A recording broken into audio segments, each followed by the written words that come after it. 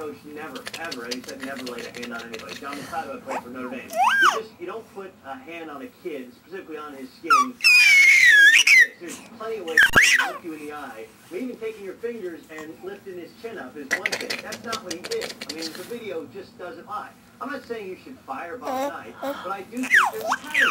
And he's a guy, he talks about discipline. Well, the problem is, he doesn't have self-discipline of his own. He can't manage his own temper. Had he done so, he would simply have underneath the kid's chin and lift it up and say, look me in the eye. And said exactly what he did. There's nothing wrong with his belief system. Bob Knight does a lot of things that are great for the game of college basketball. The problem is, in specific instances, he loses self-control, he loses his temper. Now, Pat, we all know the history of Bob Knight, and Bob has said to a number of people with whom he's spoken today, I've done some things okay? in the past. Where does this rank in the litany of things that have involved Bob Knight, and how fair is the standard being applied to him?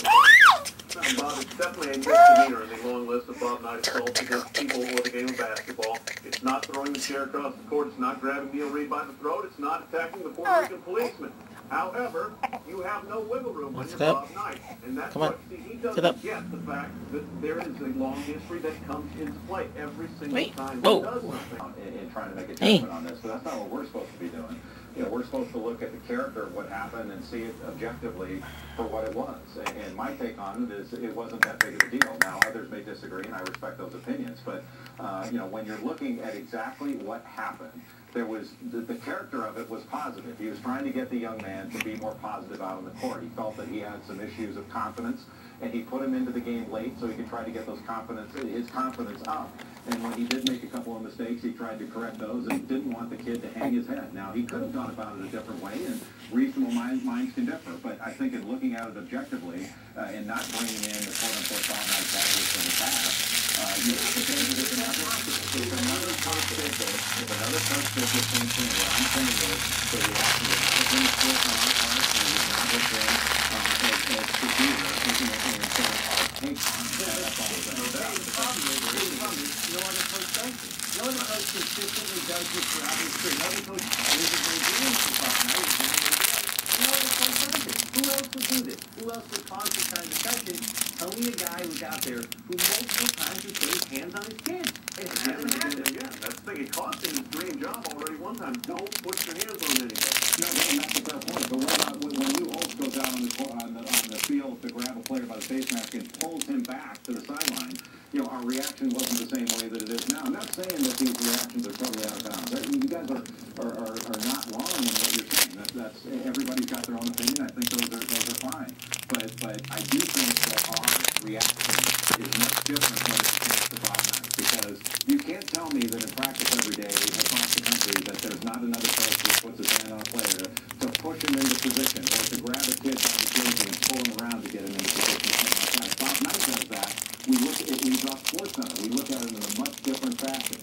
And do we treat all these things the same? I think the answer is no. Should we? Well, maybe we should. Maybe we shouldn't. That's what we got about 30 seconds. I think the thing we need to be careful of, guys, and Pat, you guys both followed Bob Knight for a long time, and is this the beginning of a trend of him going back to being the old Bob Knight of Indiana? If they allow him to get away with this, does it become Sophie and Neil Reed? Because there are a lot of real things in Indiana that went brushed under the rug, and then finally came to a head and allowed him to be dismissed. I think most of us as college basketball fans don't want to see a Woody Hayes incident. We don't want to see him go down in with the type of situation we saw with great Ohio State football coach. All right, Doug Gottlieb, Jay Phillips, and Pat Forty. Appreciate your time today, guys. Thanks so much.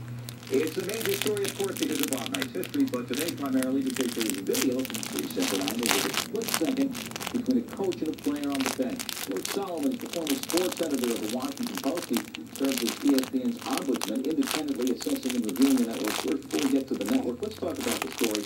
You've got video, you've got this magnetic figure who's been in our consciousness sports for two generations. What framed the story today? The video or the persona? Sports Center with the story. Until you finally do all the reporting, report the story out, talk to all the principals, if you're going to leave with the clip of Knight tweaking Mr. Prince's chin, I think you might be in questionable territory.